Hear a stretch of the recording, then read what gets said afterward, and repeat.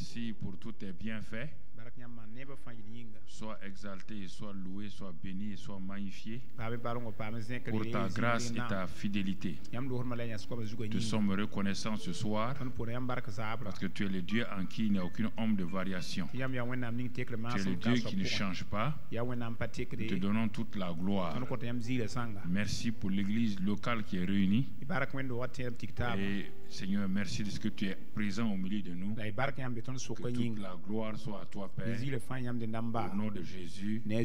Amen. Amen. Asseyez-vous dans sa présence. Ce que nous voulons voir avec tous ceux qui sont en contact avec nous ce soir, ce message est fait de telle manière que nous devons, cela puisse nous aider. Ceux qui sont ici physiquement ou ceux qui sont en contact avec nous à travers donc les réseaux sociaux. Nous allons parler du rôle et de la place du sang de Jésus dans ton salut, dans ta guérison et dans ta délivrance.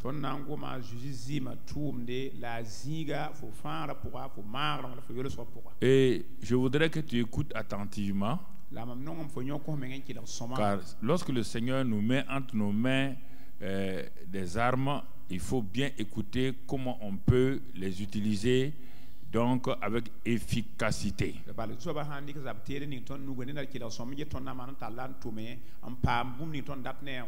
Il y a des choses dont Jésus parle, mais on se demande, le Seigneur parle, on se demande pourquoi il parle de cela. Dans Exode 12, par exemple, et quand Dieu voulait faire sortir le peuple donc de l'Égypte pour aller vers Canaan, et voilà, il va demander quelque chose de spécifique. Et au verset 12, il dit, cette nuit-là, la nuit où ils vont sortir, c'est Dieu qui parle, je passerai dans le pays d'Égypte et je frapperai tous les premiers-nés du pays d'Égypte, depuis les hommes jusqu'aux animaux, et j'exercerai les jugements contre tous les dieux de l'Égypte. Je suis l'Éternel. Il n'y a rien d'étonnant ici dans ce verset-là. Quand Moïse écoutait, il n'y avait rien encore qui pouvait le passionner. Puisque Moïse et son frère Aaron ont utilisé tous les signes, les prodiges, et malgré cela, Pharaon n'a pas plié.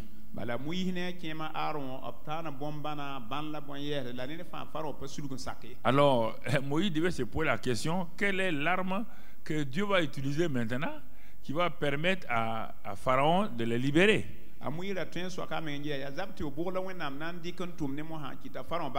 Et à leur grand étonnement,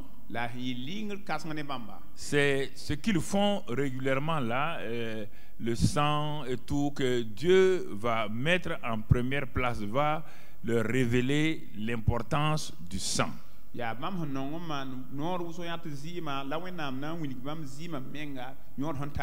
C'est-à-dire que lorsqu'ils vont tuer, chaque famille va tuer son agneau. Et il doit prendre le sang et il le mettra sur le linteau et les deux poteaux de la porte de la maison où ils vivent.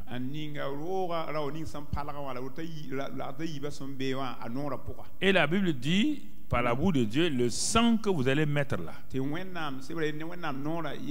Écoutez bien, il ne s'agit pas de tuer l'agneau animal.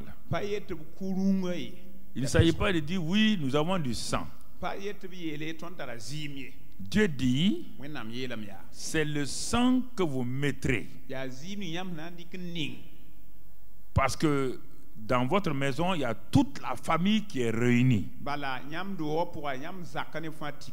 Donc, ce sang-là sert à tous les membres de la famille. Et le sang que vous mettrez là, ce sang vous servira de signe sur les maisons où vous serez. Et je verrai le sang. Et je passerai par-dessus vous. Et il n'y aura point de plaie qui vous détruise quand je frapperai le pays d'Égypte. Écoutez très bien. Dieu est Dieu. Il est tout puissant. Il n'a pas demandé ici. C'est pourquoi il faut que nous mettions les choses en leur place comme la Bible veut. Ils ont prié, ils ont jeûné, ils ont fait beaucoup de choses. Mais quand Dieu dit c'est le moyen par lequel, et lui il veut voir le sang, il veut voir le sang. Pas le sang qui est versé comme les féticheurs font. Le sang qui est appliqué donc dans votre vie, dans votre famille, et le sang qui est utilisé par la foi. Et ce n'est pas fini. Il dit quand il verra le sang là comme un signe, c'est un signe. Un signe, c'est une marque pour que cela puisse montrer à quelqu'un que vous avez obéi à la parole qu'il vous a donnée.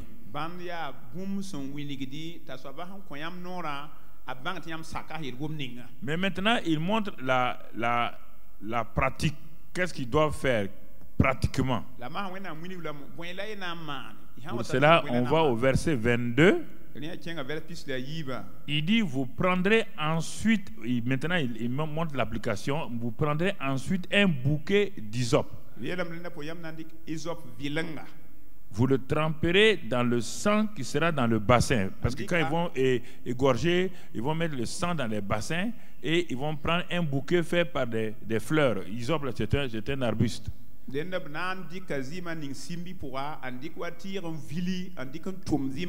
vont plonger donc le bouquet d'hysope là dans le sang. Et ils vont toucher le linteau et les deux poteaux de la porte avec le sang qui sera dans le bassin.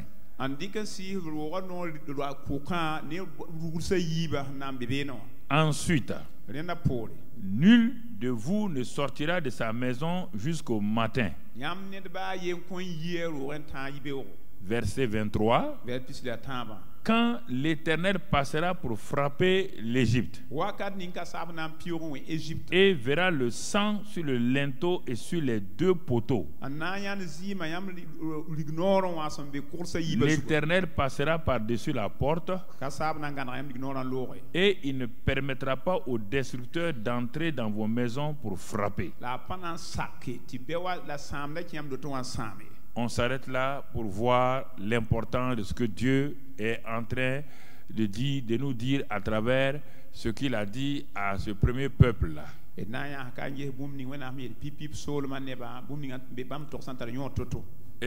Dieu ne nous a pas demandé de commenter le sang. Il ne nous demande pas d'analyser le sang. Dieu demande des choses pratique. Ça, c'est dans l'Ancien Testament. L'hysope, le bassin, toutes ces choses-là sont des choses matérielles donc de l'Ancien Testament. Et il dit, à partir de ce passage-là, il dit maintenant, dans le Nouveau Testament, il revient sur le sang d'un agneau, mais un agneau non pas animal, mais un agneau humain, donc du Dieu manifesté en chair.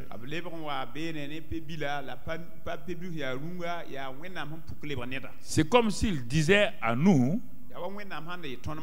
comme Moïse et le peuple ont pu vaincre Pharaon en donc appliquant le sang sur les linteaux et les deux poteaux,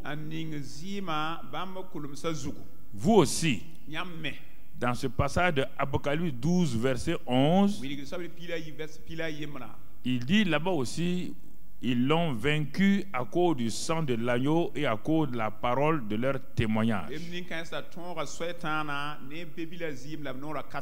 Ils n'ont pas aimé leur vie, donc jusqu'à craindre la mort. Il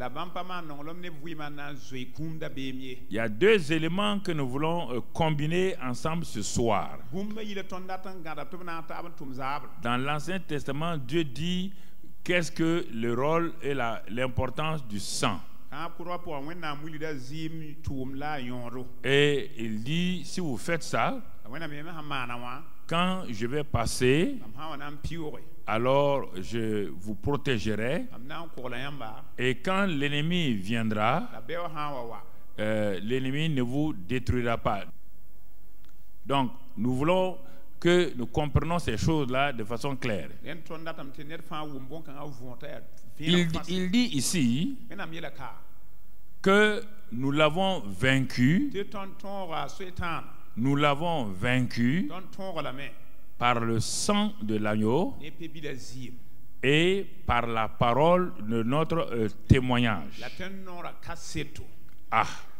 Donc, dans l'Ancien Testament, on parle, c'est l'hysope là qu'on doit plonger dans le sang. Dans le Nouveau Testament, on dit l'hysope qu'on doit plonger dans le sang là, c'est notre langue qui va proclamer donc ce que le sang de Jésus a fait. Nous devons croire à ce sang là et croire que ce que Dieu a dit c'est vrai, et ensuite l'appliquer par notre bouche, la parole de notre bouche. Donc, ce qui veut dire que le témoignage est très, très, très important. Le témoignage, c'est dire ce que Dieu a fait, ce que Dieu a dit. Et quand nous disons que les gens doivent témoigner, les gens pensent que c'est, on veut bon, pas les obliger, non.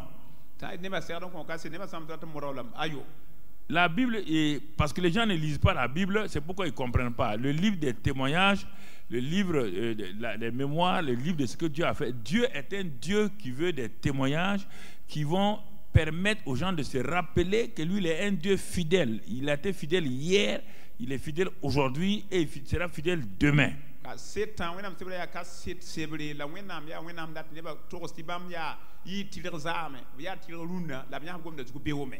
Alors, frères et sœurs, nous continuons.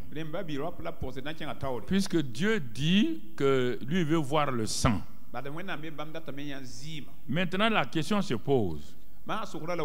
Est-ce que toi, tu vois le sang comme Dieu le voit? Est-ce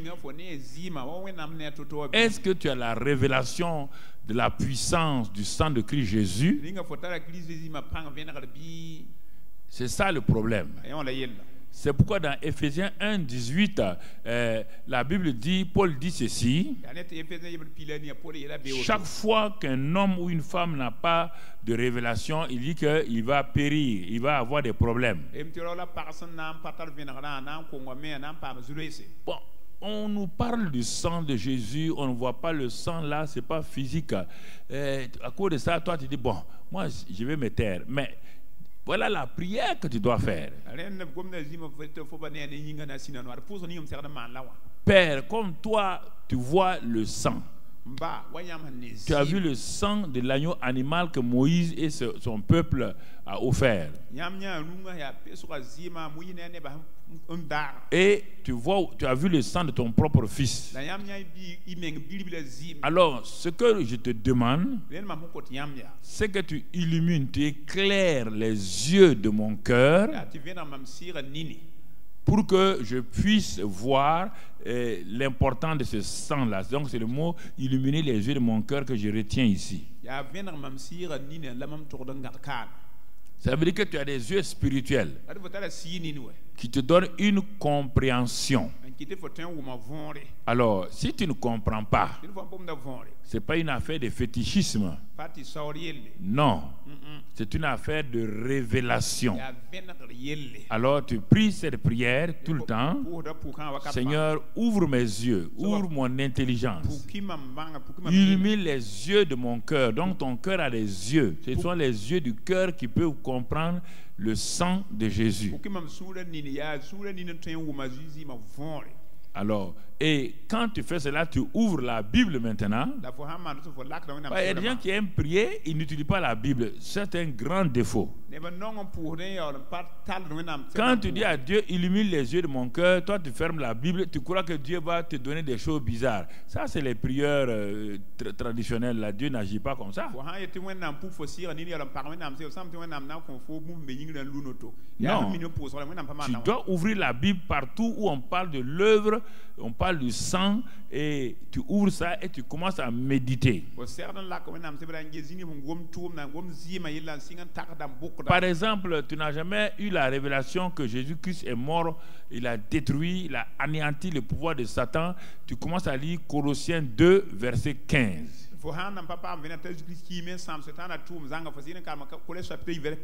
Colossiens 2, verset 15. Il est dit là-bas que Paul dit, Paul est comme nous, il n'a jamais vu la croix, il n'a rien vu, mais il a eu les yeux ouverts et il le dit maintenant.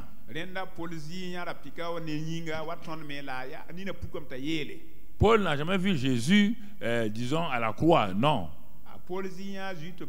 C'est par révélation qu'il a eu donc la réalité de la croix.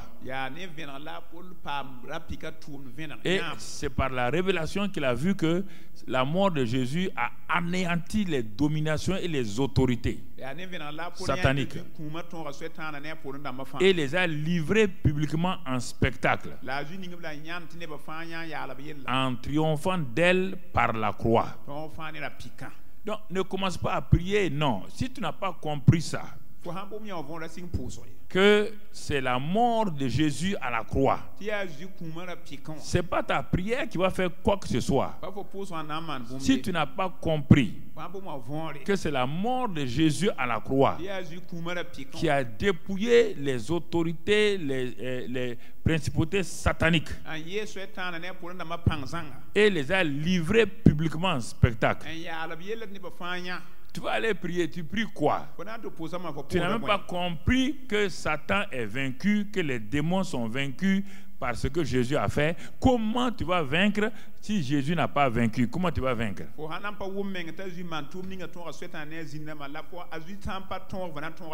Pour vaincre, il faut que tu saches que Jésus a vaincu.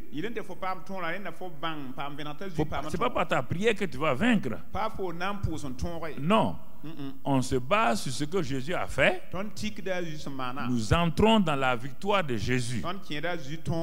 Toute notre vie chrétienne commence par l'œuvre achevée de Christ. Nous n'avons rien à faire pour avoir des choses.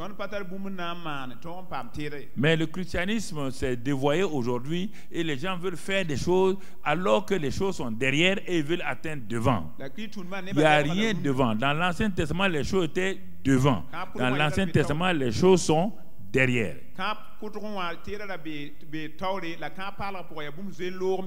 Dans l'Ancien Testament et les 4 évangiles, tout est promesse. Dans les épîtres, tout est fait. On se base sur les faits, pas sur les promesses. Les promesses vont se réaliser quand? Puisque Jésus les a déjà accomplis.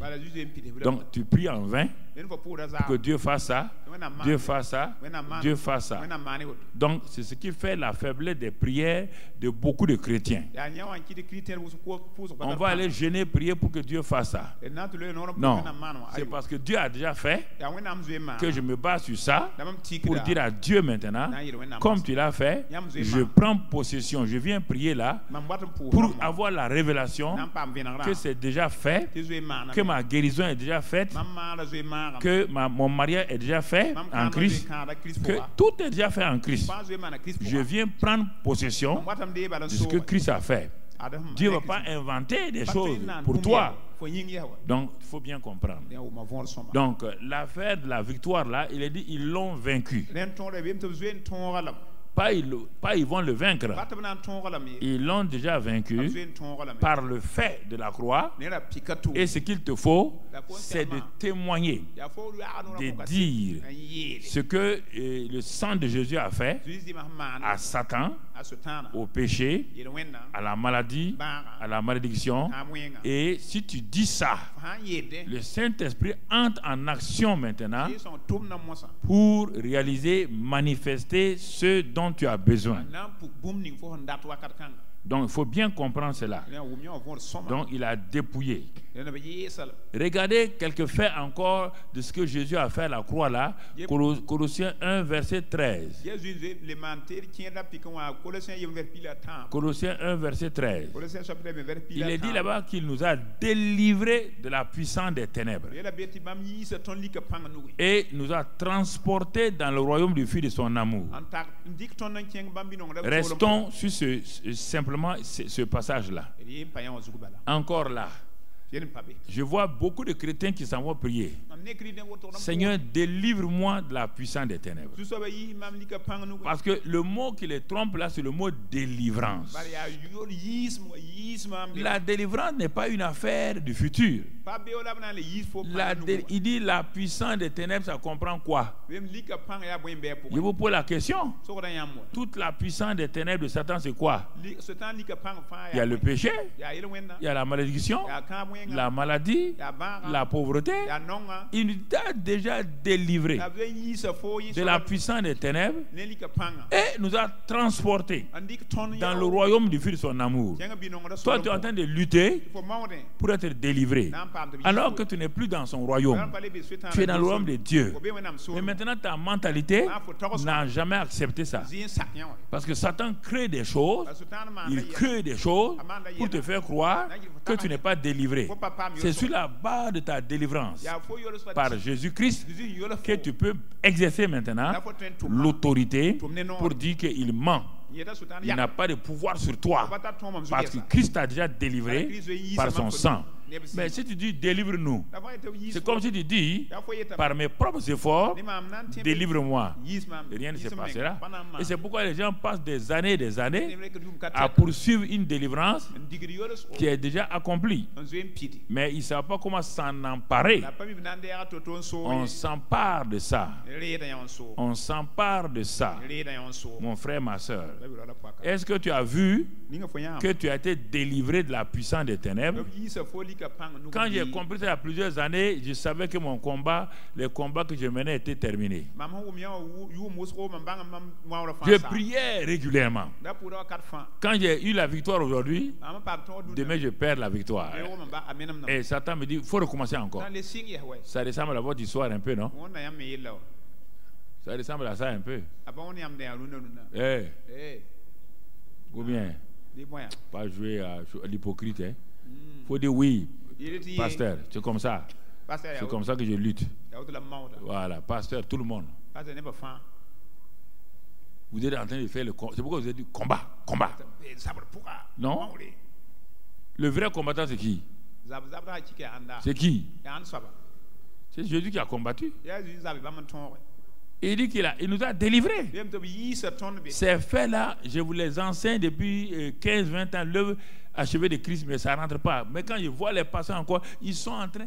Quand quelqu'un vient qu'il a des démons, ils veulent prier pour chasser les démons, sans dire à la personne que tu es déjà délivré.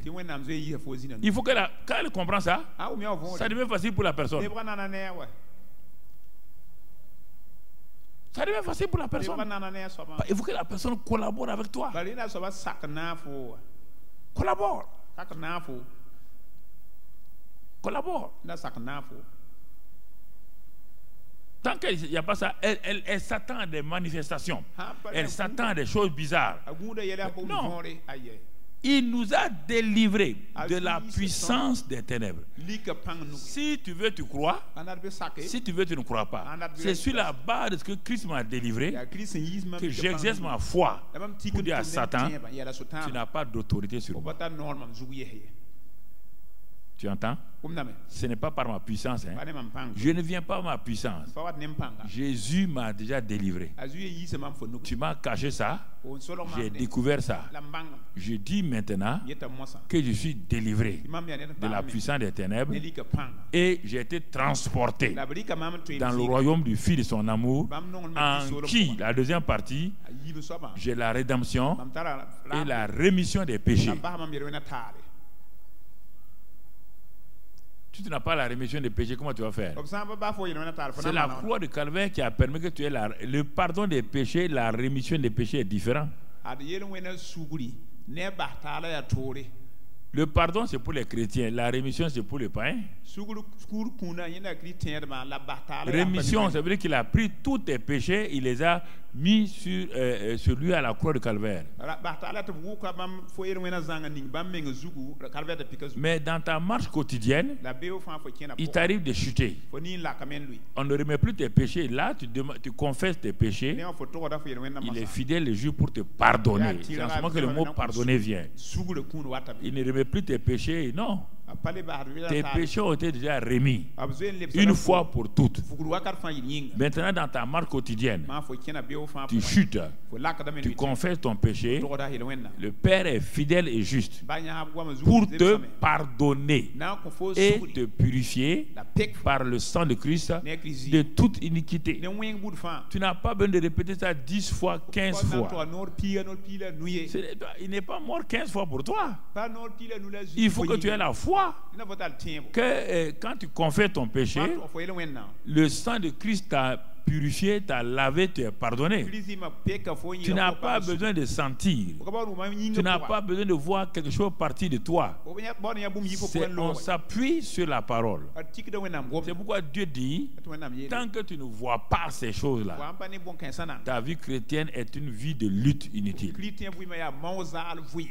Lui, lui l'a vu, la victoire de son fils. Il a vu la chute de Satan. Il a vu le dépouillement de Satan. Il a vu donc la destruction des œuvres de Satan. 1 Jean 3, 8. Il a vu tout ça. Il te dit à toi et à moi, as-tu vu cela? Si tu n'as pas vu, que vas-tu faire? C'est quelque chose que tu n'as pas vu.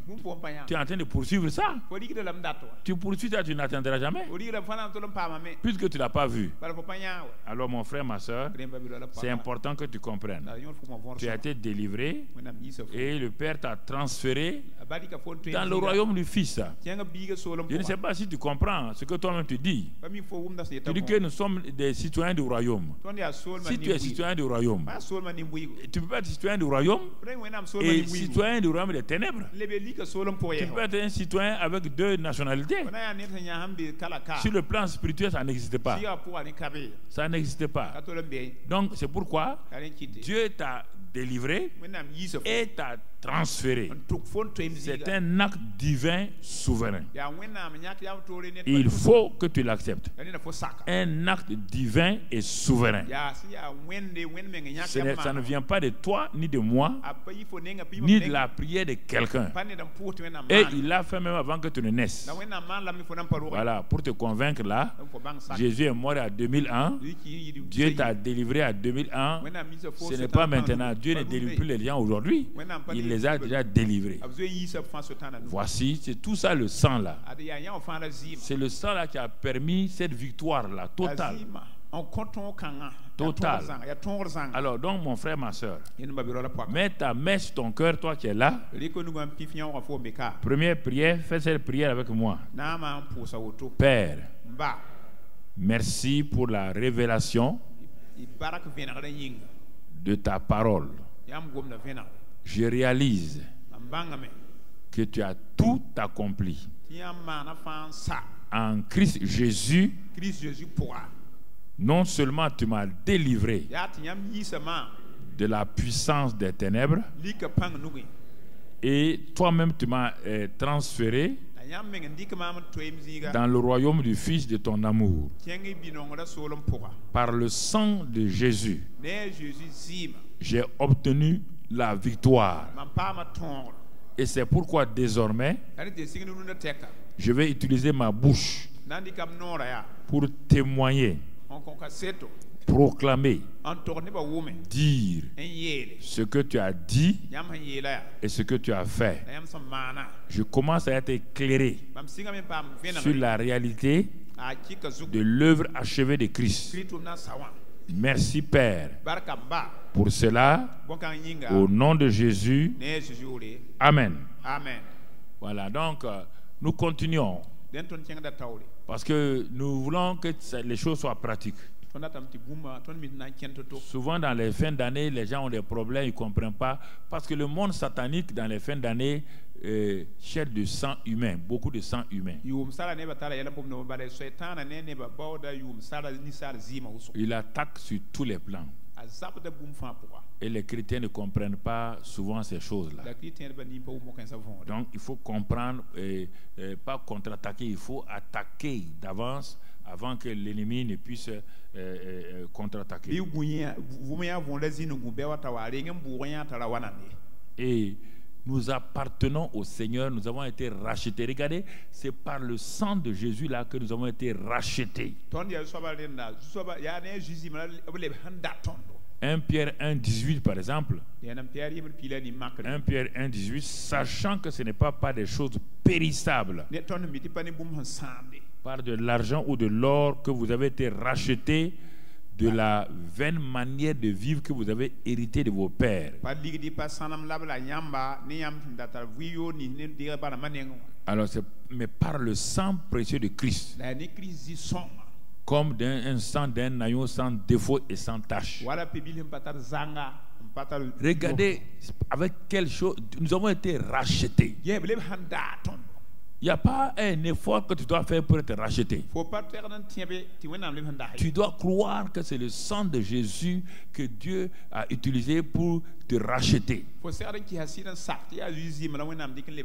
Et c'est pourquoi dans 1 Corinthiens 6, 20, 1 Corinthiens 6, 20, il nous dit ceci: car vous avez été racheté à un grand prix.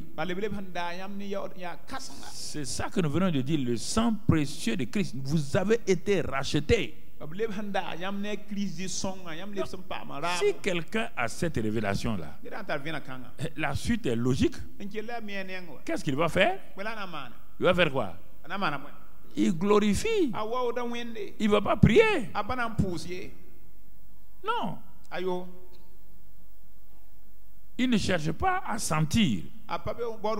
Ça, c'est les actes divins, les faits divins. Glorifiez donc Dieu dans votre corps et dans votre esprit,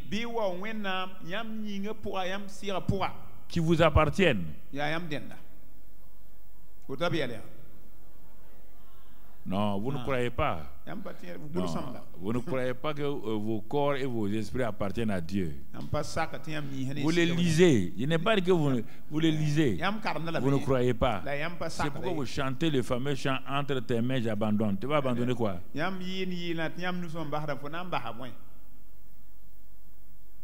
Tu as acheté un sac de riz dans la boutique d'un monsieur. Le sac t'appartient, oui ou non? Oui ou non? Est-ce qu'il a besoin de te livrer, de te donner le sac là? Le sac de riz t'appartient?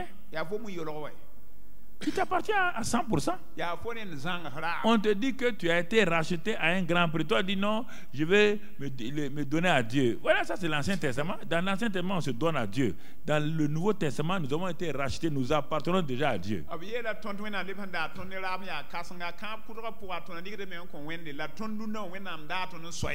Bon, la réalité est que nous ne voulons pas accepter ce fait et nous luttons. Et nous inventons des chants comme ça. Entre tes mains, j'abandonne. Tous les jours, entre tes mains, Dieu dit, bon, ok, garde-toi, laisse-moi tranquille. Voilà. Moi, je t'ai déjà racheté. Voici le prix que j'ai donné. Regardez, voici le prix que j'ai payé. Le sang de mon fils. Tu m'appartiens. Tu es mon souverain bien. Tu m'appartiens. Maintenant, au lieu de chercher à savoir, puisque j'appartiens à Dieu, mais pourquoi il m'a racheté? C'est pour quel but? Tu ne cherches pas ça. Toi, tu veux présenter des choses à Dieu que Dieu n'a qu'à bénir. Dieu dit non, je t'ai racheté pour un but. Voici le problème de la souffrance de tant de chrétiens. Je t'ai racheté à un tel prix. Tu vois bien le prix, c'est le sang de Jésus. Mais tu veux quoi? Tu es mon esclave. Un fils esclave.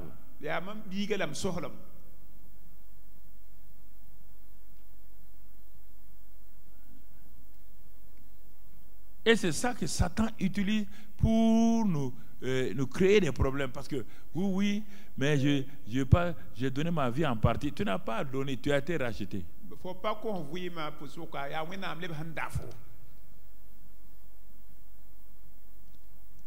Mets ta main sur ton cœur encore. Tu sais bien que tu luttes avec ça. Tu sais très bien que c'est avec ça là que tu luttes. Dis Seigneur, je n'ai pas à m'abandonner. J'ai été racheté par le sang de Jésus. Je t'appartiens corps et esprit. C'est pourquoi révèle-moi le but pour lequel j'ai été racheté. J'arrête de lutter inutilement pour me livrer à toi. Merci Père, ce que tu m'apprends simplement à marcher dans la foi, sachant que j'appartiens au Seigneur. Je suis son souverain bien. Merci Père de cette vérité que tu viens d'enraciner en moi. Amen. Bon, si vous ne croyez pas, vous vous mariez à une femme, vous vous mariez à un homme, et tous les jours, l'homme là ou la femme l'a dit, bon, je vais m'abandonner à toi, je vais abandonner ma tête à toi.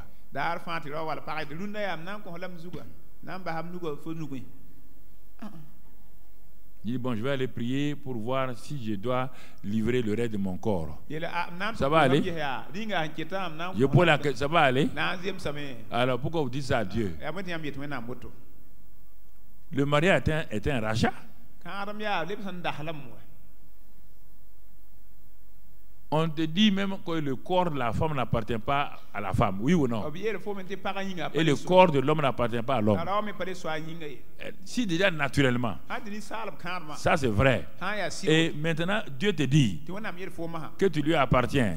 Et là, tu dis, tu vois, non, mais écoute, il y a des choses, parfois nous sommes des plaisantins. Nous savons, nous ne voulons pas.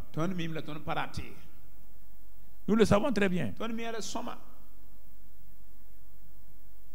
Personne ne va se marier et chaque jour demander à sa femme, j'ai l'honneur chérie que tu me donnes aujourd'hui ton corps. Il dit, bon, je vais voir si je suis contente, je vais le faire.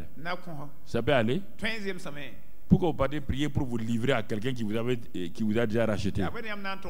Il faut arrêter de jouer avec Dieu inutilement. Vous perdez votre temps. Hein?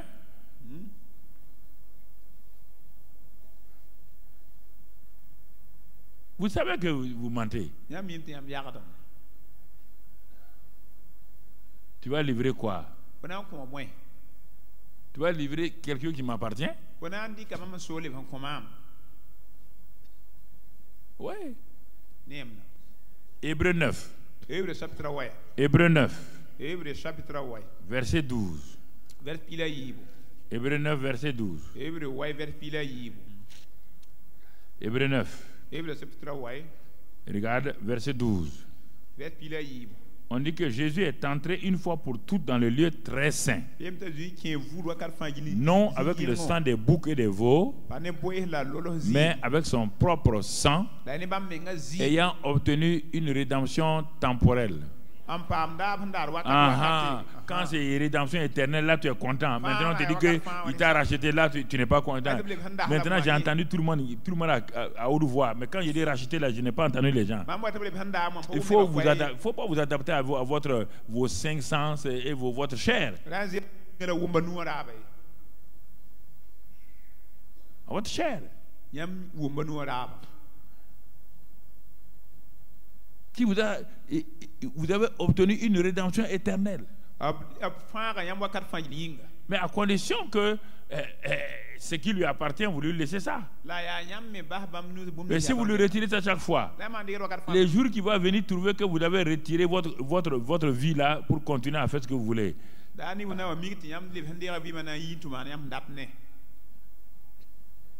Dieu nous avertit. Il nous avertit. Il nous a rachetés et nous lui appartenons. Il n'y a pas à dire c'est difficile. Mais quelqu'un qui a été racheté, il a été racheté. Tu as acheté une voiture. Ce n'est pas difficile d'aller prendre ta voiture à CFAO. Ils n'ont rien à dire. Il n'y a rien là, ça t'appartient.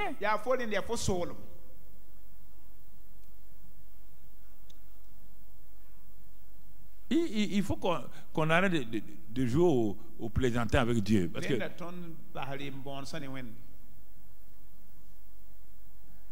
donc, tu vois, le Seigneur nous a fait beaucoup de choses. Il a donné le sang encore, verset 14.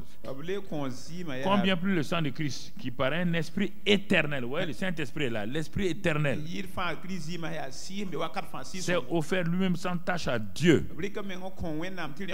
Ce sang-là va faire quoi? Purifiera-t-il votre conscience des œuvres mortes afin que vous serviez le Dieu vivant?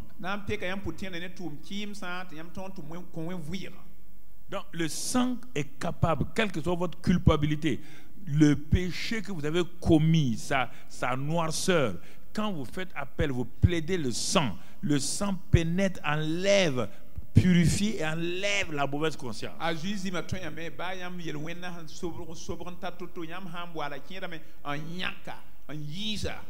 C'est ce glorieux sang-là que souvent nous avons méprisé et on n'a pas compris donc ce que Dieu veut que nous puissions comprendre.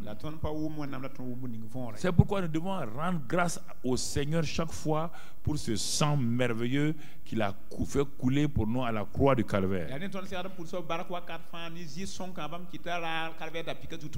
Remerciez le Seigneur de ce que ma conscience surchargée est purifiée par le sang de Christ Jésus afin que je ne sois pas accusé permanemment par Satan.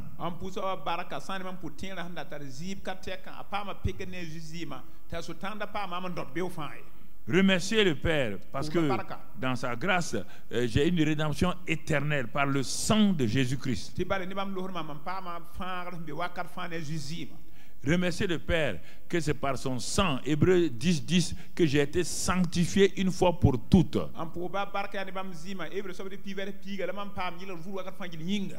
Remerciez le Père pour Hébreux 10, verset 19. C'est par le sang qu'une route nouvelle et vivante a été ouverte devant moi dans la présence de Dieu.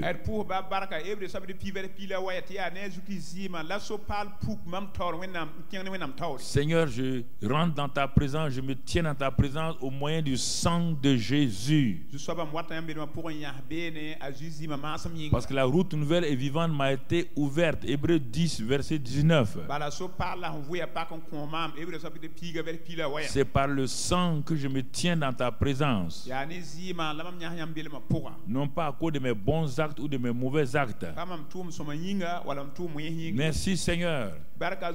Donc c'est ce qui permet aux chrétiens d'être vraiment dans le repos à l'aise.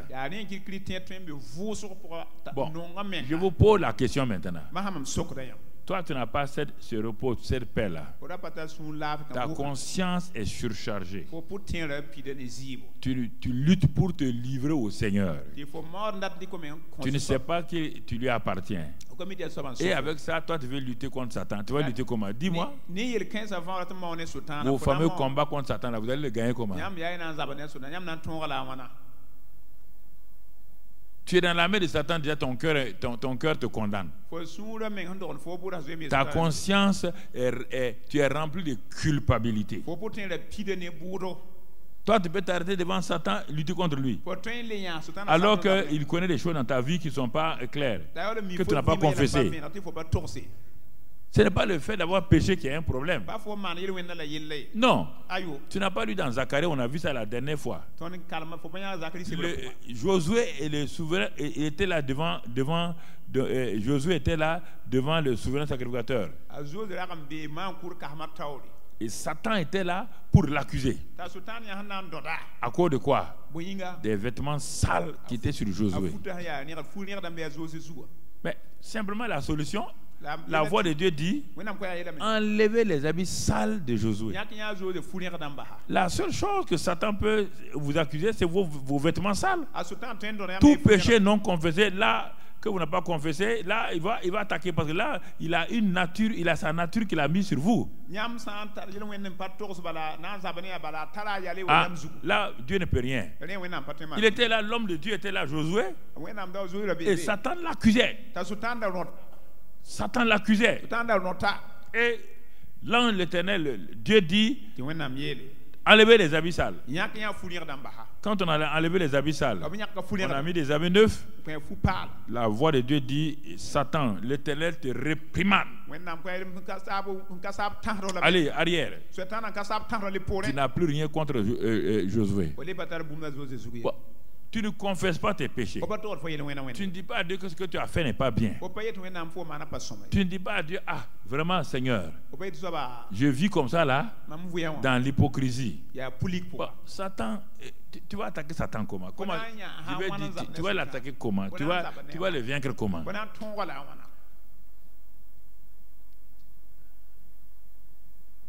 Tu vas le vaincre comment?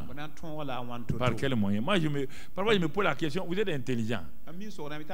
Quelqu'un, vous avez votre main dans la bouche de quelqu'un. Vous voulez faire quoi?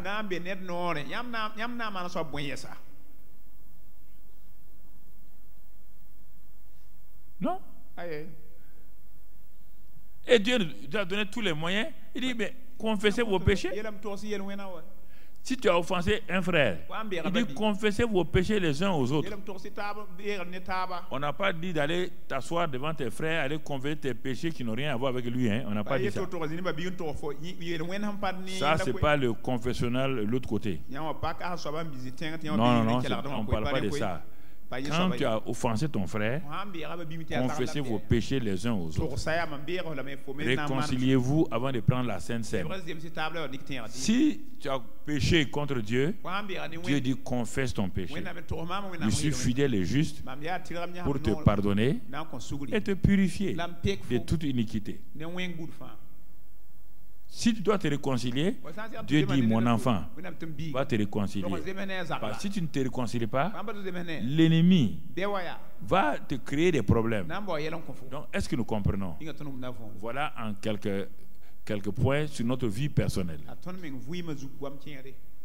Donc, on n'a même pas utilisé encore le sang contre ni Satan, contre rien. Ça, c'est notre vie personnelle. Ce qui on dit, il n'y a rien de difficile. Il n'y a rien qui se trouve au ciel qu'on doit aller chercher là-bas. Donc, mon frère, ma soeur, nous avons une libre entrée. Nous sommes sanctifiés par le sang de Jésus. Par le sang, nous avons une rédemption éternelle. Par le sang, la présence de Dieu est ouverte devant nous. On a vu tous ces passages-là. C'est avec ça maintenant que je peux m'arrêter et exercer ma victoire sur Satan et ses démons. C'est en ce moment que Dieu me dit, mon fils, ma fille, tu peux utiliser le sang-là pour attaquer l'ennemi comme tu veux, parce qu'il ne pourra pas te vaincre.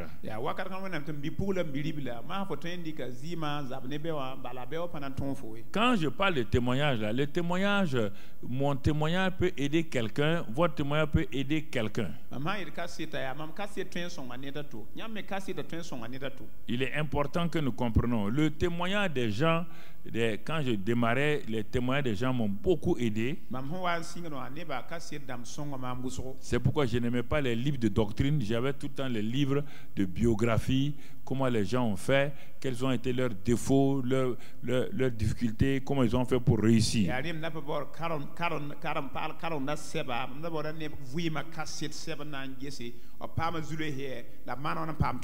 Et je lisais leur vie. Et là, je comprenais plus vite que si je lisais la doctrine. Il y a une dame qui nous a beaucoup édifiés quand nous commençons à œuvrer dans le ministère. Une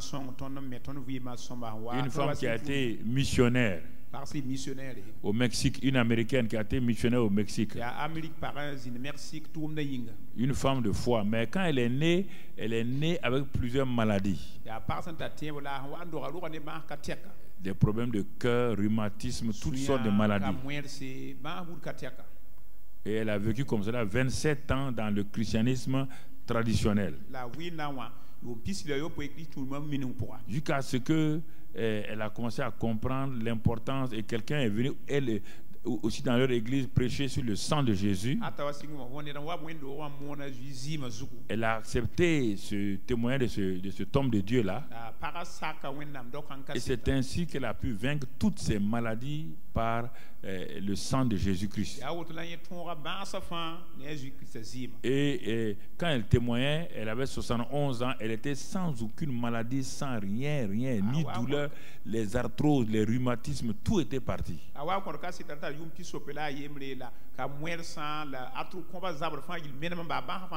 Parce qu'elle a commencé à attaquer chaque problème de sa vie par le sang de Jésus. Elle dit, nous l'avons vaincu. Qui? Nous avons été délivrés de la puissance des ténèbres. Puissance des ténèbres, leur chef c'est Satan lui-même. Et c'est comment il manifeste cela? La maladie, la malédiction, la pauvreté, toutes ces choses-là. Elle a commencé à proclamer, à plaider les mérites du sang de Christ Jésus contre Satan, et pour sa propre vie, elle a commencé régulièrement.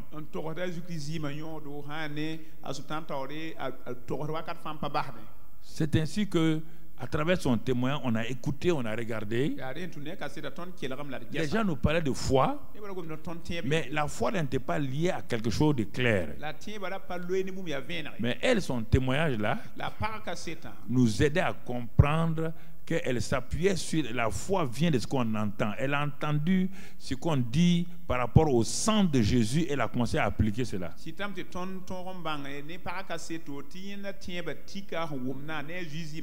Et c'est ainsi qu'elle est partie au Mexique pour être missionnaire. Et vous savez, si vous avez lu l'histoire du Mexique, il y a eu un moment donné où il y avait le terrorisme plus qu'ici. C'était un pays tellement terrible. Et donc le gouvernement américain a dit à tous ses citoyens de quitter les villes, les régions où il y avait des terroristes.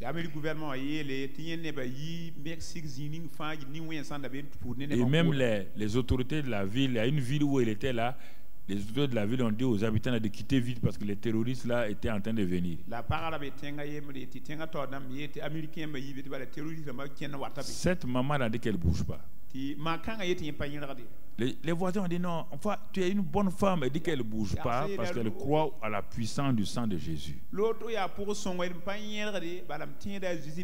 Écoutez, il faut m'écouter. Ce sont ces choses-là qui nous ont aidés. Quand on parle de témoignages là, vous ne savez pas. Ce sont des choses qui nous ont aidés, nous, pour que notre foi soit affermie.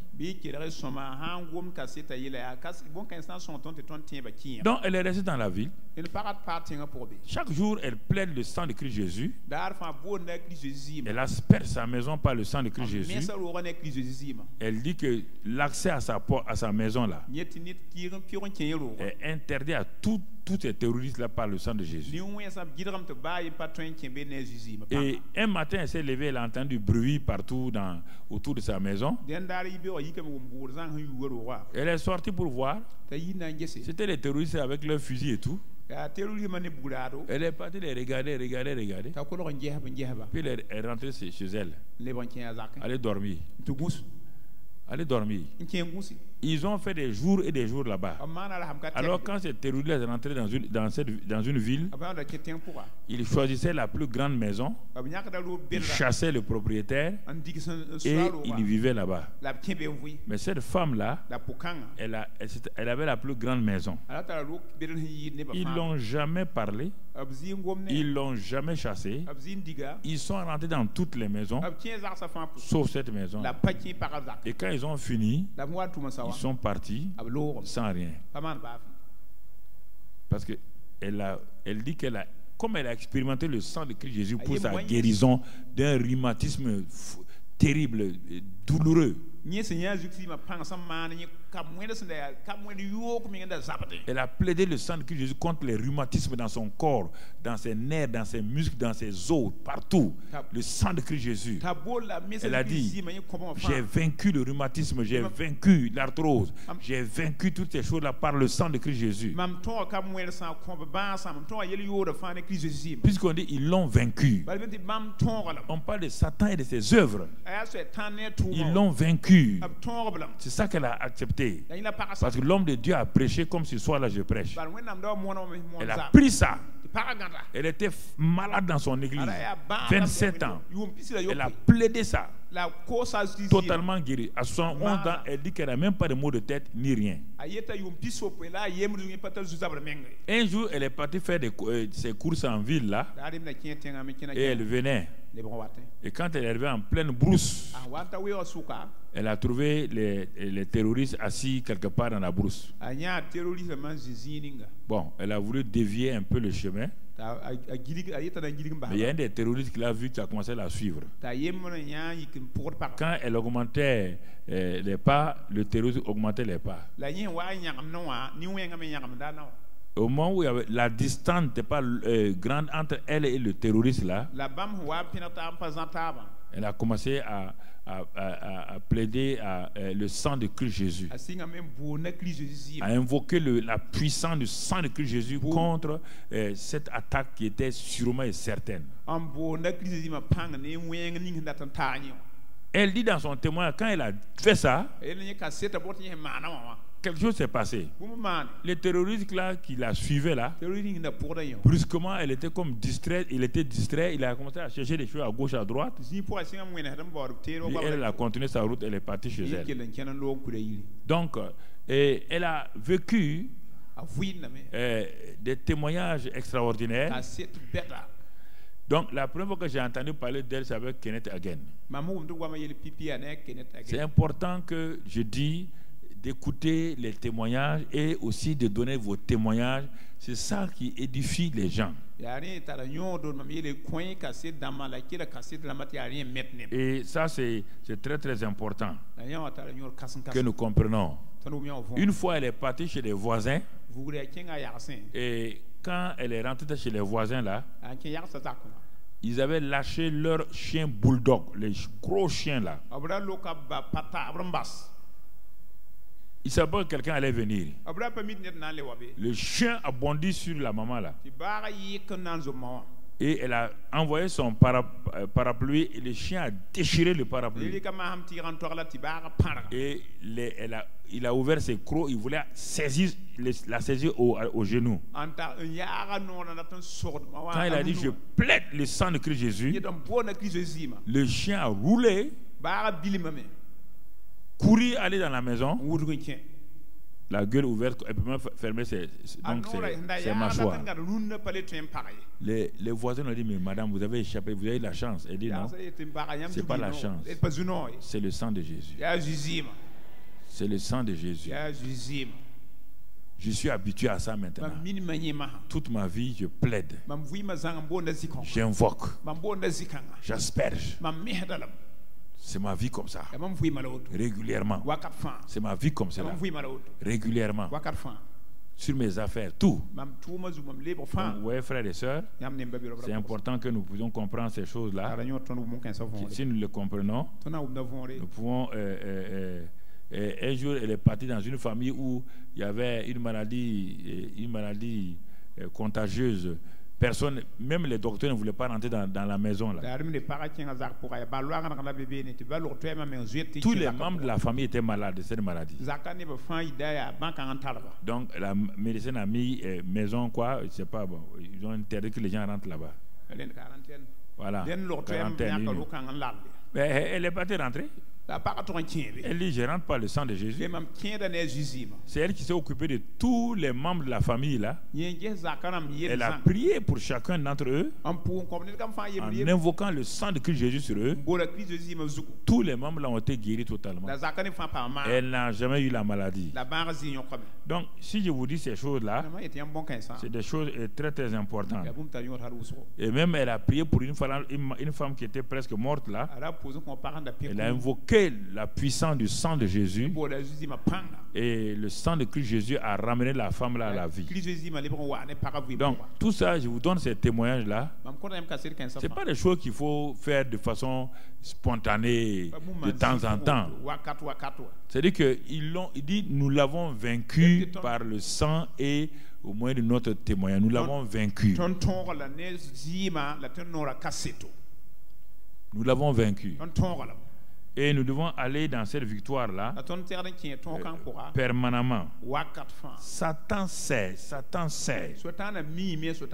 quelle est la puissance qui est dans le sang de Jésus.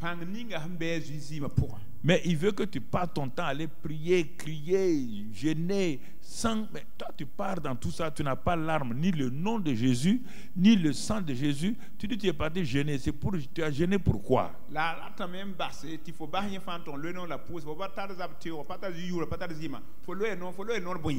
Satan sait que lui est vaincu. Est-ce que toi tu le sais? Si tu le sais, est-ce que l'acceptes-tu? Si tu l'acceptes, est-ce que tu pratiques ça dans ta vie quotidienne? Toute la question est là. C'est une vérité. Il ne s'agit pas de dire oui, je crois ça, j'accepte ça. Non, il s'agit de pratiquer. Ils l'ont vaincu. Ils l'ont vaincu par le sang de Jésus et au moyen donc notre témoignage. C'est des choses qui sont importantes. Le Dieu, c'est important que nous comprenions ces choses-là. Et c'est le sang de Jésus-Christ. Je suis purifié, sanctifié. Satan, dis-le avec moi, mon frère, ma soeur. Satan, tu le sais très bien que le sang de Jésus t'a vaincu. Et moi aussi je le sais. Désormais je prends cela au sérieux dans chaque aspect de ma vie, car la victoire est de mon côté par le témoignage que j'ai sur le sang de Jésus. Du côté de Dieu, c'est un fait accompli.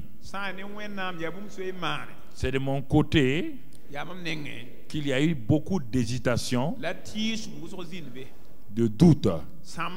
Mais à partir de maintenant, je cesse de douter, d'être instable. Je m'installe dans cette parole-là qui me dit clairement que j'ai vaincu Satan par le sang de Jésus et au moyen du témoignage que je donne régulièrement. Et à cause de cela, je ne suis plus sous ton autorité, Satan. Car le Seigneur m'a délivré de ton autorité. Je ne suis plus citoyen de ton royaume. Donc tu n'as plus d'autorité sur moi. Tu ne peux pas l'exercer. Mais comme j'étais ignorant, je me suis laissé faire. Mais à partir de maintenant que j'ai la révélation, je te résiste au nom de Christ Jésus et je marche sous le contrôle du sang de Jésus. Comme le sang a protégé Israël en Égypte. Parce qu'ils sont tous restés sous la couverture de ce sang. Désormais, matin, midi, soir, je vais être consciente que je suis sous le sang de Jésus. Je vais le confesser. Quand je voyage, je le confesse. Je le mets sur ma famille. J'asperge mes affaires par le sang de Jésus. Et je crois de tout mon cœur, Satan, que tu n'as plus le pouvoir sur ma vie à cause du sang de Jésus. Merci Père. Je le crois. Amen. Donc nous continuons. Et le rôle et la place du sang de Jésus dans ton salut, dans ta guérison, dans ta délivrance.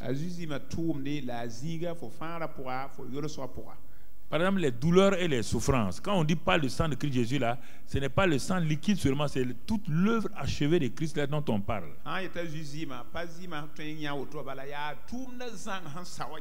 Dans Ésaïe 53, 4, 5, il est dit que il a pris, ce sont nos souffrances qu'il a portées. C'est de nos douleurs qu'il s'est chargé. Et nous l'avons considéré comme puni, frappé de Dieu et humilié. Il dit cependant, donc frappé et humilié. Mais il a pris nos péchés, il a pris mais il était blessé pour nos péchés, brisé pour nos iniquités. Le châtiment qui nous donne la paix est tombé sur lui. Et c'est par ses meurtrissures que nous sommes guéris. Voilà un autre témoignage que nous devons faire régulièrement.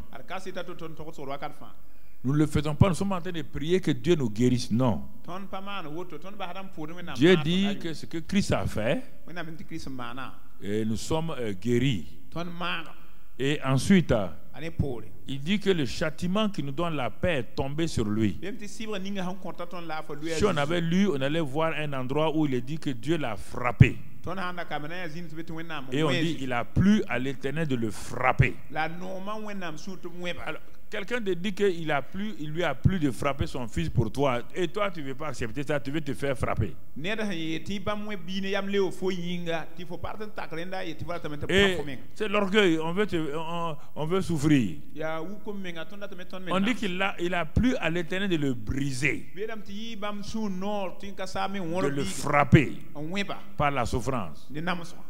Il a livré sa vie en sacrifice pour le péché. Mais nous ne voulons pas accepter. Nous voulons faire des choses comme on le verra pendant le séminaire Arbre de Vie. Nous partons d'une position de vainqueur pour aller, et nous on part d'une position de défaite pour aller à la victoire. C'est pas possible.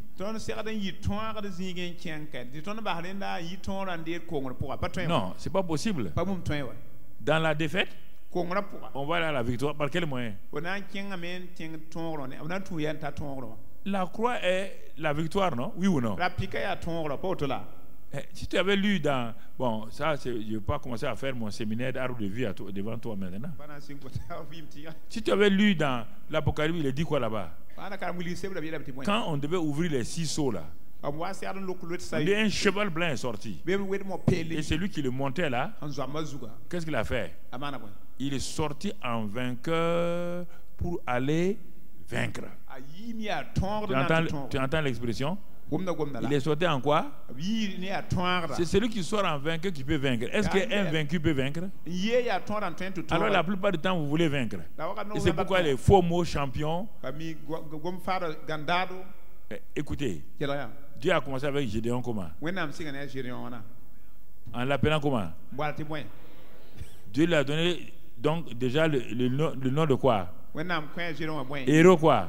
Vaillant héros.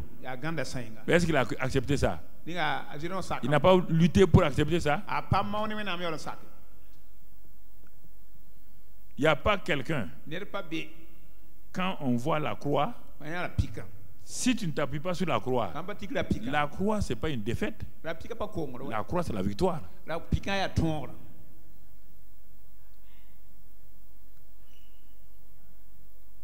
Bon, on aime les gros mots, un champion, plus que vainqueur, hautement défavorisé, des choses comme ça. Hautement. On aime des mots comme ça. Ça fait bien. Mais c'est pas ça. Il partit en vainqueur pour vaincre. Dieu vient dire à Gédéon, l'Éternel est avec toi, vaillant héros. Et non, non, non. On ne veut pas. Nous aimons tous lutter. Parce qu'on veut que Dieu nous dise félicitations. La félicitation est à Jésus seul.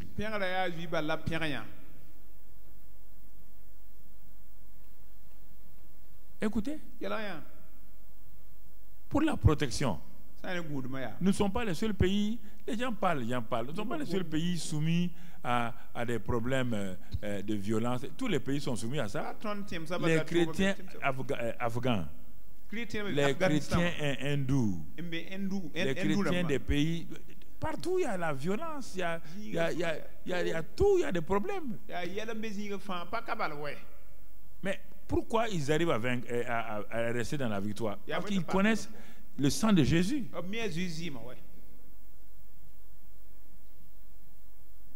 Permanemment, c'est des problèmes. C'est des bombes de chaque côté. Quand tu sors le matin, tu ne sais même pas si tu vas revenir à la maison le soir. Mais les chrétiens, ils font quoi? C'est sur la base du sang de Jésus. Ils savent que sans ça, ils ne jouent plus avec la parole de Dieu. Ils ne jouent pas avec la parole de quoi? Non, tu n'as pas le temps d'aller jeûner. Tu vas aller jeûner où? Tu dois aller au travail. Et tu sais que si tu sors en allant au travail, il y a des mines antipersonnelles qui sont partout. La seule chose, d'invoquer le sang de Christ Jésus, de se mettre sous le sang de Christ Jésus et de partir. Aussi, le sang de Jésus. C'est maintenant que nous devons savoir que le sang de Jésus-Christ est réel. Maintenant que nous devons savoir. Vous connaissez l'histoire de ce petit-là qui est parti à la guerre. Il ne croyait pas. Sa maman lui a donné un Nouveau Testament, Gédéon. Elle a pris le Nouveau Testament, l'a amené. Bon, c'est un bon soldat, un bon djaï qui est parti donc, au Vietnam là-bas. Sa maman priait pour lui chaque jour. Seigneur, mon enfant est sur le front là-bas. Que le sang de Christ le protège. Que le sang de Christ Jésus soit sur lui. Mais lui, il n'était pas conscient de ça réellement. Bon, il dit comme maman m'a donné le Nouveau Testament là. Le petit Nouveau Testament, il a pris pour aller sur le front un jour à la bataille. Il a pris ça, il a mis dans sa poche en haut là. Il a mis le Nouveau Testament. Ces jours-là, les Viet Cong ont attaqué. Toute sa compagnie, les gens, tout limite, tous sont morts. Et lui aussi, on a tiré sur lui. Il est tombé. Il a joué aux morts. Il n'était pas mort, mais il a joué aux morts. Quand les ennemis sont partis, quand il s'est levé, il a vu que tous ses amis sont morts. Il était vivant. Mais pourtant, il a reçu une balle. Comment se fait-il qu'il a reçu une balle? Il n'est pas mort. Il regarde sa poitrine pour voir s'il y a du sang. Il n'y a pas de sang. Il enlève le Nouveau Testament que sa mère lui a donné. Et il a vu que la balle a traversé le Nouveau Testament. Au niveau de son cœur, là, traversé. Et la balle est allée s'arrêter dans le psaume 91. Où il est écrit: 1000 tomberont de ton côté et 10 000 à ta droite, tu ne seras pas atteint. Il s'est mis à genoux, il a dit: ah, le Dieu de ma mère là. Les chrétiens jouent avec ça. Le sang de Jésus. Dieu dit que lui veut voir le sang. Mais toi, tu ne prends pas en compte le sang. Il dit: quand je passerai, il dit, l'ange de la mort n'a aucun pouvoir sur toi. ta famille, tes enfants. L'ange de la mort, quand il sort pour aller au travail,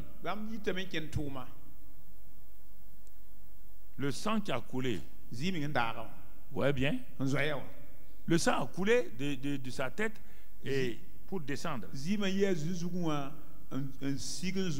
Le sang a coulé sur sa tête.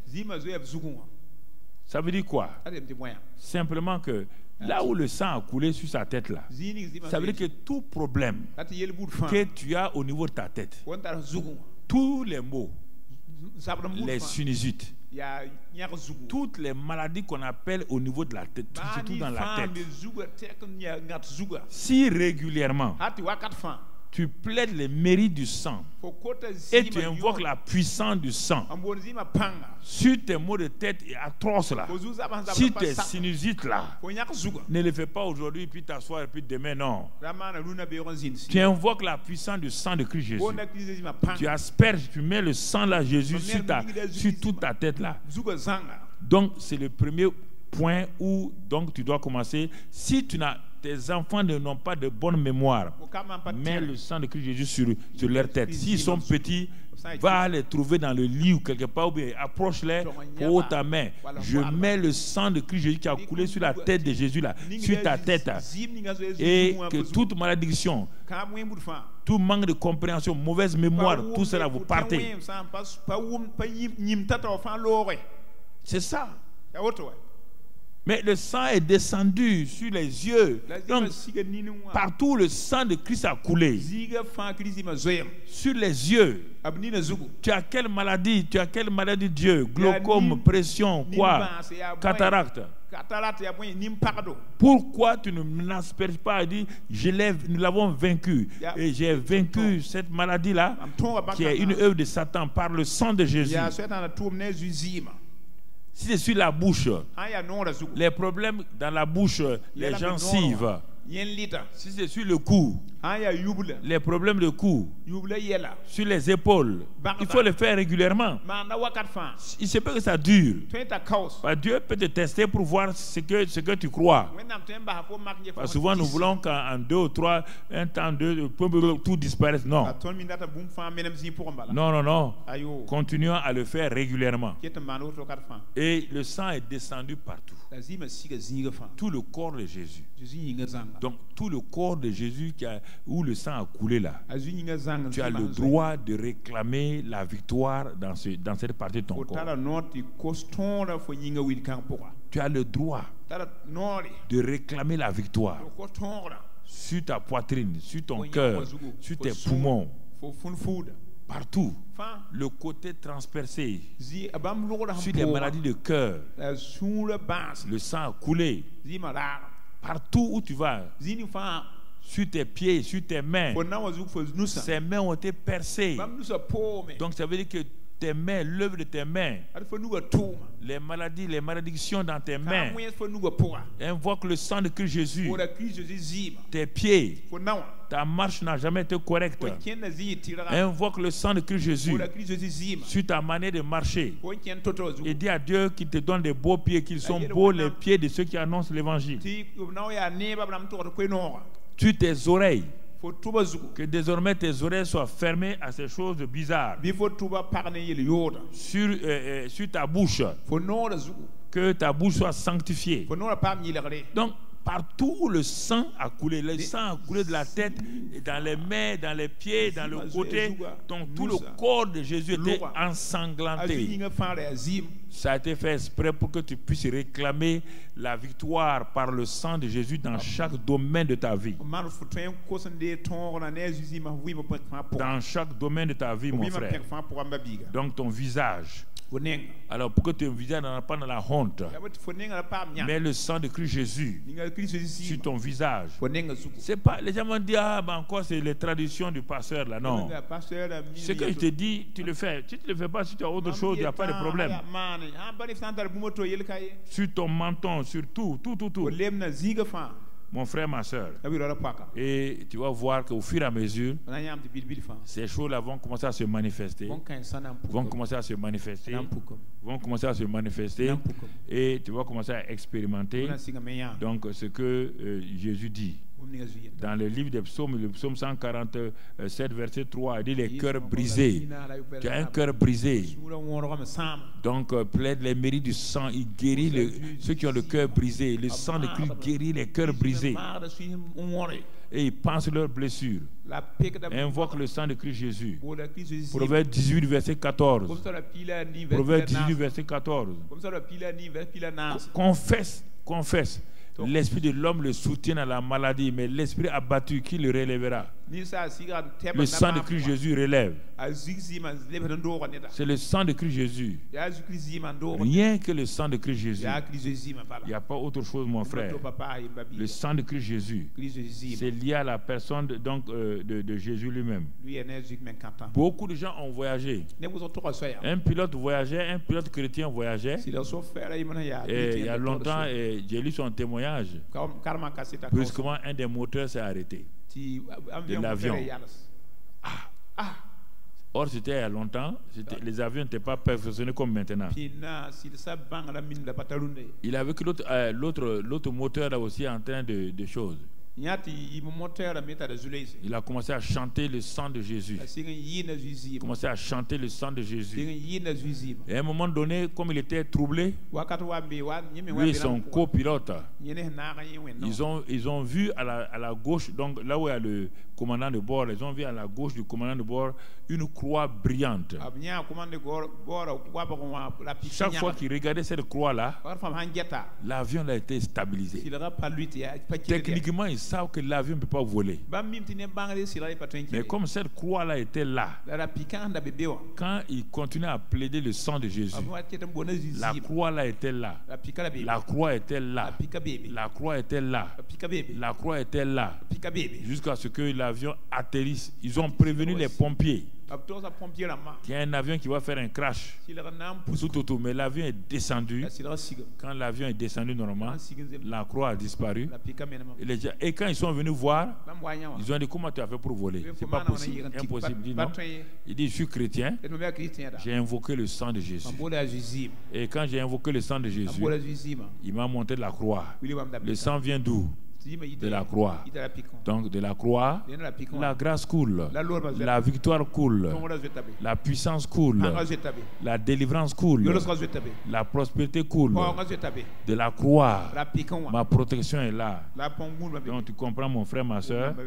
Donc c'est pourquoi en ces temps de fin d'année, les déplacements, les voyages doivent être tous mis sous le sang de Christ Jésus. Les familles sous le sang de Christ Jésus. Il faut les mettre sous le sang de Christ Jésus. La peur, la tristesse, tout ça, il faut les placer sous l'autorité du sang de Christ Jésus. Il faut faire ces choses-là et le Seigneur va nous aider, va nous guider pour que nous puissions exercer donc la victoire en tout au nom de Christ Jésus, afin que nous puissions marcher dans cette victoire-là au nom de Christ Jésus. Maintenant, je vais passer à un temps de prière rapidement. Le sang a été versé. Tous ceux qui ont des maux de tête ou des problèmes de tête, mémoire, tout ça, mettez vos mains sur la tête et dites avec moi: Seigneur, de même que le sang a coulé sur ta tête, c'était l'expression de ta victoire sur Satan et toutes ses œuvres. Maintenant, je mets mes mains sur la tête et j'asperge le sang de Jésus sur ma tête. Maladie, perte de mémoire, troubles qui sont dans ma tête, au niveau du cerveau. Je vous commande maintenant de libérer prise, parce que par le sang de Christ Jésus, je suis délivré, purifié, guéri. Mon cerveau fonctionne parfaitement. Mes maux de tête disparaissent. Mes sinusites au niveau de mon front partent. Au nom de Christ Jésus, je pose mes mains sur mes yeux et en même temps sur mes oreilles. Et j'aspère le sang de Christ Jésus sur mes yeux et mes oreilles. Tout mal d'yeux et d'oreilles J'invoque la puissance du sang de Jésus sur vous maintenant. Maladie, vous êtes détruite. Le sang de Christ Jésus lave, purifie, détruit les maladies dans mes yeux, dans mes oreilles. Par ces meurtrissures, je suis guéri. Sur ma bouche et ma gorge et sur mon cou, j'aspère le sang de Christ Jésus qui a coulé sur sa bouche, sur son cou. Et je proclame maintenant que toute maladie de la gencive, de la bouche, de la gorge, du cou, toutes ces maladies sont guéries par les meurtrissures de Christ Jésus. J'aspère le sang de Christ Jésus sur mes épaules, sur ma poitrine et sur mon dos, comme le sang a coulé dans tout ton corps. Et par là tu as vaincu Satan. Moi aussi je reçois la victoire sur les rhumatismes, sur les arthroses qui sont dans ma poitrine, dans mon cou, dans mon dos, partout maintenant au nom de Christ Jésus.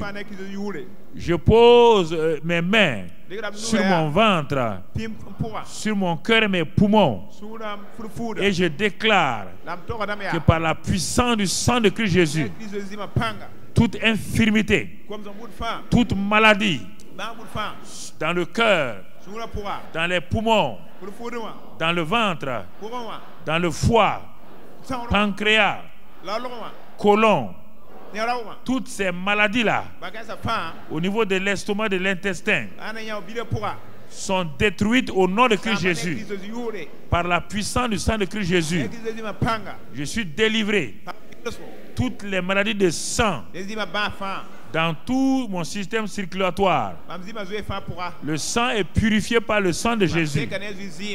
Toute maladie dans mes jambes, dans mes cuisses, dans tout mon corps, dans mes genoux, dans mes pieds, dans mes chevilles, dans mes orteils, toutes ces maladies, que ce soit arthrose ou rhumatisme, maintenant tout est guéri par le sang de Christ Jésus. Tout mon intérieur est purifié par le sang de Christ Jésus. Ma conscience est purifiée par le sang de Christ Jésus. J'ai la victoire, Satan, sur toi et tes démons. Esprit qui me tourmentait, esprit de peur, esprit de tourmente, esprit de mort prématurée, tous les esprits mauvais qui m'oppressent, j'ai la victoire sur vous. À partir d'aujourd'hui, vous n'avez plus rien à faire avec ma vie. Vous vous éloignez de moi. Vous n'avez plus d'impact sur ma vie. Esprit des ténèbres, esprit de sorcellerie, esprit mauvais, esprit de malédiction, votre règne est fini. Christ m'a délivré. Par son sang, il m'a lavé. J'entre dans le cycle de succès, dans le cycle de la bénédiction. Je suis délivré. Je suis protégé. Cette fin d'année, j'asperge ma vie. Mes parents, mes amis, mes enfants, si vous êtes mariés, ou mes frères et mes soeurs, par le sang de Christ Jésus, je trace autour d'eux, partout où ils vont, une muraille de protection par le sang de Christ Jésus. J'asperge ma nourriture, mon eau, mes vêtements, mes maisons, mes chambres, par le sang de Christ Jésus. J'asperge l'église où je vais, par le sang de Christ Jésus. Le chemin que je prends pour aller au travail, pour venir à l'église, pour aller en ville, partout le sang de Christ est aspergé. J'asperge le sang de Christ Jésus sur le pays tout entier, le Burkina Faso, sur les forces de défense et de sécurité, sur tout ce qui est au Burkina Faso, sur les églises, sur le peuple de Dieu. J'aspère le sang de Christ Jésus. J'aspère le sang de Christ Jésus sur l'œuvre de Dieu, sur ce temple, sur la tour de prière, sur le centre d'adoration et de louange, sur les bureaux administratifs, sur l'institut biblique, sur l'école primaire, sur Impact TV RMC, sur la mission, la cour des métiers, Lydie et les autres églises annexes. J'aspère le sang de Christ Jésus en cette fin d'année sur les familles du peuple de Dieu, sur les familles des serviteurs et servants de Christ. Partout où se trouve le peuple de Dieu, le sang de Christ est répandu sur eux. Et la protection, la vie abondante est pour le peuple. Merci Père pour ta grâce et ton amour. Sois béni et sois loué pour tout ce que tu fais dans nos vies. Au nom de Christ Jésus. Amen. Amen. Amen. Et Amen.